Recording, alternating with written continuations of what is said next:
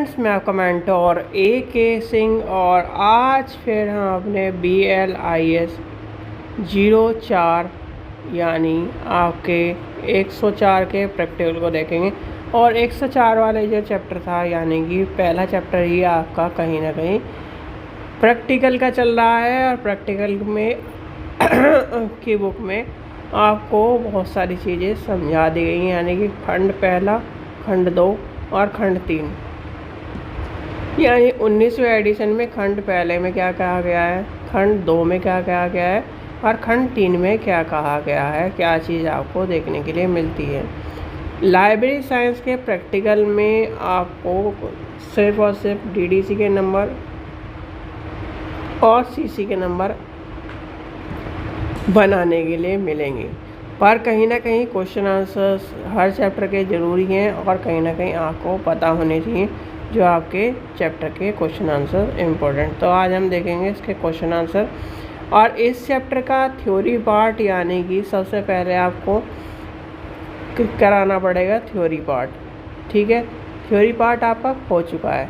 तो आपको मैंने कहा था कि फर्स्ट चैप्टर होने के बाद आपको कहीं ना कहीं मेन क्लास बताना, उसकी कहीं ना कहीं सब क्लास बताना और कहीं ना कहीं रिलेटेड इंडेक्स बताना। आपको ये चीज़ आपको मैंने कहा था कि मैं आपको बताऊंगा।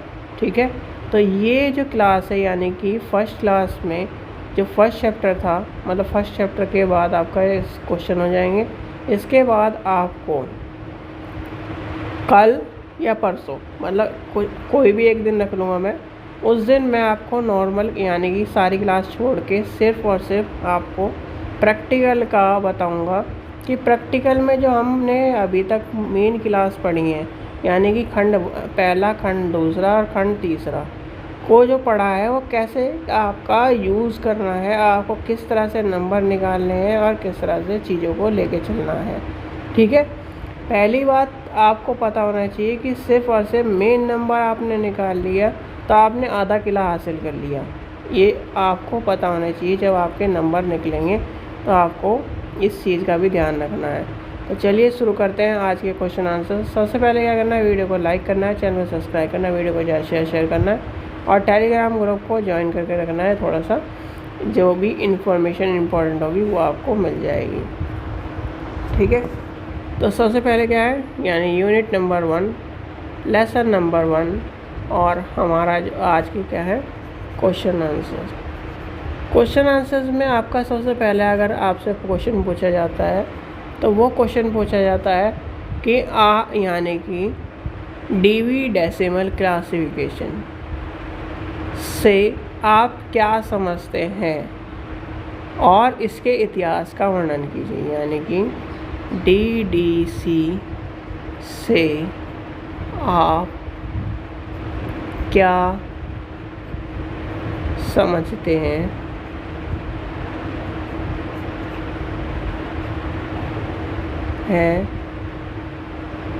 तथा इसके इतिहास को लिखिए।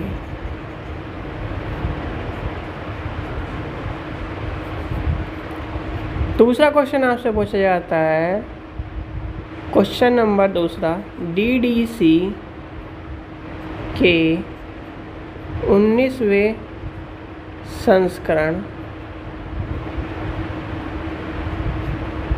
के खंडों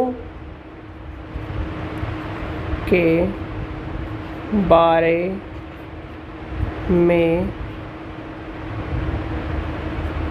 लिखिए। तो क्या है, सारे खंड जो आपके 3 खंड है, पहले में क्या है प्रस्तावना सारणी, दूसरे में क्या है अनुसूचियाँ, तीसरे में क्या है अपेक्ष अनुक्रमांक। ठीक है, यानी रिलेटिव इंडेक्स। तो ये आपको पता होना चाहिए। एक क्वेश्चन और पूछा जा सकता है आपसे कि क्वेश्चन नंबर लिखिए 3, DDC में या DDC को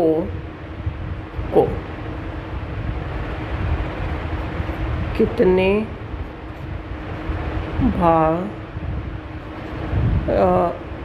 कितने विषयों में, भाग भी नहीं, विषयों में, कितने विषयों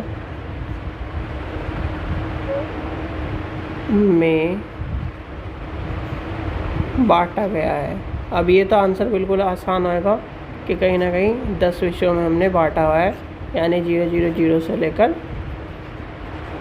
ठीक है, 10 विषयों में हमने बांटा हुआ है। ठीक है, अब एक क्वेश्चन और आपको पता होना चाहिए, सिंपल। DDC के फर्स्ट संस्करण यानी प्रथम संस्करण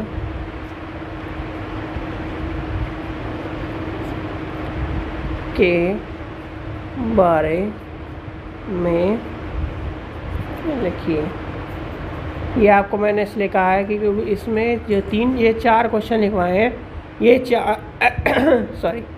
4 क्वेश्चन जो है आपके लिख के रख लीजिए, क्योंकि अब आप कहोगे कि थ्योरी प्रैक्टिकल में तो ये सब पूछा ही नहीं जाता, इस तरह क्वेश्चन आते ही नहीं, प्रैक्टिकल में इस तरह क्वेश्चन नहीं आते।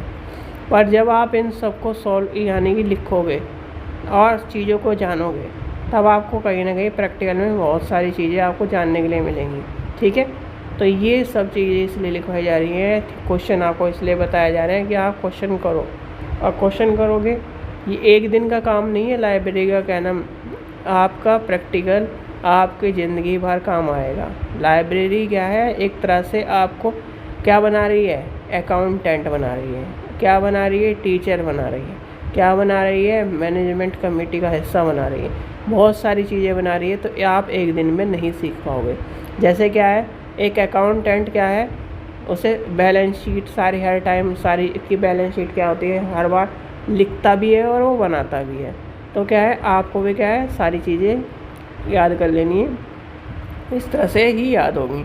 तो क्या होगा, यानी कि और इसके बाद मैं अगर पहली बात तो मुझे कल आपकी इसलिए क्लास नहीं आई थी प्रैक्टिकल की कि आपका जो ऑनलाइन बुक था, यानी कि ऑनलाइन DDC ढूंढ रहा था, ऑनलाइन DDC नहीं मिल रहा है, और जहाँ मिल रहा है वहाँ परमिशन लगी हुई है। अगर मैं उस परमिशन वाली किताब को आपको दिखाऊंगा और या फिर उसमें, तो कहीं ना कहीं वो दिक्कत होगी। तो इसलिए कहीं ना कहीं मैं आपको लेके चलता हूँ, अगर मिलती है तो ठीक है, नहीं तो मैं आपको कल या परसों में आपकी और सारी क्लास को छोड़कर आपका प्रैक्टिकल वर्क करूँगा। और प्रैक्टिकल वर्क में आपका पहले क्लास में या फिर 1-1.5 घंटे की जितनी वो भी क्लास रहेगी, उसमें ये बता दूँगा कि आपको मेन नंबर किस तरह निकालना है मेन नंबर। पर उसके लिए आपको क्या करना पड़ेगा, अपनी किताब उठा के रखनी पड़ेगी अपने पास में। जो चीज़ मैं आपको दिखाऊंगा, या आपके क्या है, इग्नू किताब हो चाहे आपकी DD यानी कि आपकी राष्ट्रीय किताब हो, आपको उस चीज़ का ध्यान रखना है। उस चीज़ से मैं किताब से ही बता दूँगा चाहे मैं, ठीक है। तो आपके लिए वो आपको ध्यान रखना पड़ेगा, ठीक है बच्चों। आशा करता हूँ आपको वीडियो पसंद आई हो। वीडियो पसंद आई तो लाइक करें, चैनल को सब्सक्राइब करें, वीडियो को ज़्यादा शेयर करें और चैनल को सब्सक्राइब करके रखो, क्योंकि प्रैक्टिकल वर्क को समझना आपके लिए डिफ़िकल्ट है, क्योंकि पहली बार प्रैक्टिकल में। और जो बच्चे ये कह रहे हैं कि क्या ना हमें लाइब्रेरियन की पूरी अच्छी तरह तैयारी करनी है, लाइब्रेरियन बनना है, तो मैंने आपको पहले भी कहा था, अगर आपके घर में 100 किताब है तो 100 किताबों को अपनी लाइब्रेरी के साथ से सेट कर लो, ठीक है। जब मेहनत लगेगी, 2-3 दिन लगेंगे, आपको अंदाज़ा लग जाएगा कि किस तरह से किताब लगानी है। साइंस के अलग, मैथ के अलग, और आपको सारी बताई रखी है मैंने, ठीक है।